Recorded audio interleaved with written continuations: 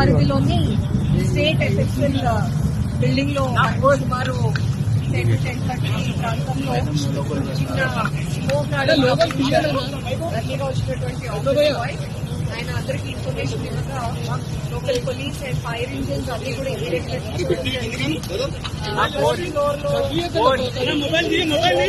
Start అయింది.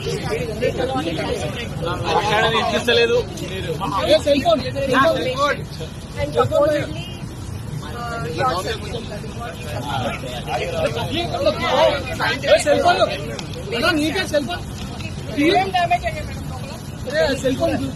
Madam గారు, కేసులకు సంబంధించిన ఆధారాలన్నీ సాక్ష్యాలన్నీ ఇక్కడే ఉంటాయి కదా, అదేమన్నా సేఫ్ గా ఉన్నట్టు ఏమైనా గుర్తించారా మేడం? మొత్తం అంతా తగ్గిన తర్వాత కానీ కాన్సీ అంటే ఇంకా మంటలు ఉన్నాయా మేడం అదుపులోకి వచ్చాయి? మంటలు లేవు.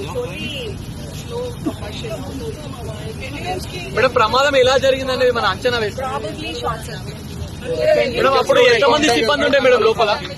సిబ్బంది ఎవరు లేరు. No person. ఒక్క ఆఫీస్ పై చూసినట్టునే కొంచెం ఆయన ఇనీషియల్ గానే ఫైర్ ఎక్స్టింగ్విషర్ యూజ్ చేసి అది తగ్గించడానికి ట్రై చేశాడు, కానీ ఆయనకు కూడా కొంచెం అస్వస్థతలు అయినాయి. హాస్పిటల్ ఇంకా అప్పటికి ఆఫీస్ ఓపెన్ అవ్వలేదు కాబట్టి హార్డ్లీ 3-4 పీపుల్ వాళ్ళందరూ ఇమీడియట్ గా బయటికి ఇవాక్యువేట్ అయ్యారు. మేడం ఈ కార్యాలయం అంతా ఎవరి ఆధీనంలో పనిచేస్తుంది?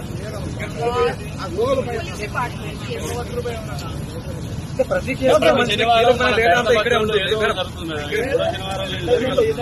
ఇంకా అట్లా అనుకుంటే రోజు ఏదో ఒకటి జరుగుతుంది, కానీ థింగ్స్ హ్యాపెన్, యాక్సిడెంట్స్.